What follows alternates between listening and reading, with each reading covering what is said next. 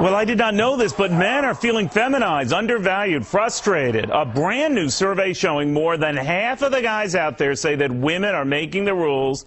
They just got to follow them. My next guest says that has got to change. It is time for Menaissance. He is, of course, Mark Rudov, and Lee Swiel disagrees. All right, Mark, what's this Menaissance about?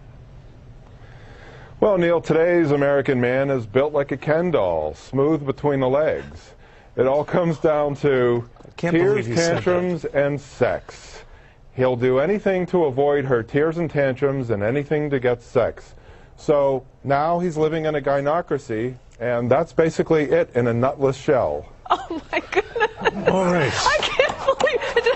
Well, the good thing we kind of had the whole, nipple ring thing going, so we kind of set the stage. Theme. All right, so we got a theme going. What do you think of that? What do you think that women rule the roost and the guys are acknowledging? Well, first of all, Mark is just a mouthpiece for male whiners out there. I mean, come on. If you're living by women's rules, Mark, then you choose to do that. You want to be mothered. You want to be pampered. I think you didn't listen to me, Lee. I just said that. Just like you were mothered, been pampered by your mother. So you want someone to tell you when to take your socks off and when to put the lid down on the toilet. Come on, Mark. Well, why do you say take your socks off and put the lid down on the toilet? Women happen to be a little bit more... I said the opposite. Women happen to be a little bit more hygienic. And look, Mark... The whole toilet thing, the sock thing, right. You guys seem to be obsessing about stuff that's really not important, is it? Yeah, but if you want to live with us as you do, and as we talked about, so you're much happier, you live healthier lives if you're in a long relationship. The men that are depressed out there are the ones that aren't in their relationship. And their socks are being thrown everywhere. All right, Mark, what do you make of that? Well, first of all, if you can't put down your own damn toilet seat, that's your problem. If any man who kowtows to you deserves the gynocracy in which he lives. Look, men kowtow to women all the time. We saw this on Valentine's Day. I told men to boycott Valentine's Day. Most men are too chicken to do it. Then men elect gynocrats like Hillary Clinton and man-hater-in-chief Joe Biden. Here's the problem. Men are Rambo when the topic is Osama bin Laden, but Bambi when the topic is women.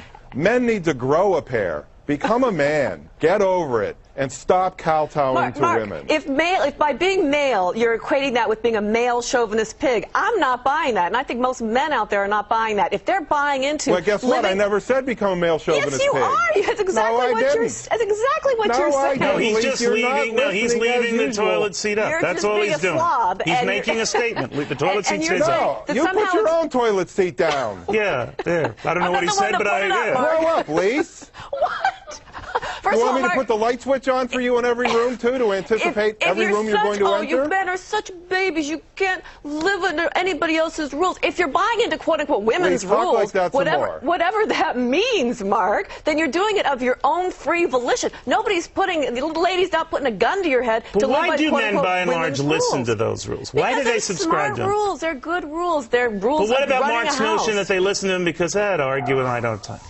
I told you before, it comes down to tears, tantrums, and sex. Men will do anything to avoid tears and tantrums and anything to get sex. And any man like that is a wimp. Then you Men need to grow up. They need to grow a pair. You are the mouthpiece for the wimps. To women. You are the mouthpiece. Yes, you're being the mouthpiece for the wimps because the men you're describing are just wimpy. They can't even stand up to their women. That's exactly right. That's exactly right. That's what I'm saying. Men need to grow a pair. So let me ask you, Mark, if you're in a relationship, all right, I know what you're saying. If a woman tells you, someone you fall in love with, and says, I'd appreciate you picking up your stuff in the room. I'm not trying to be a boss. I just think that it's nice if we have a clean room, a clean apartment, clean house. What do you tell them? Go to hell? No, I think men should clean up after themselves, but that's not the point of this. There's a difference between being responsible for your own behavior and kowtowing to women.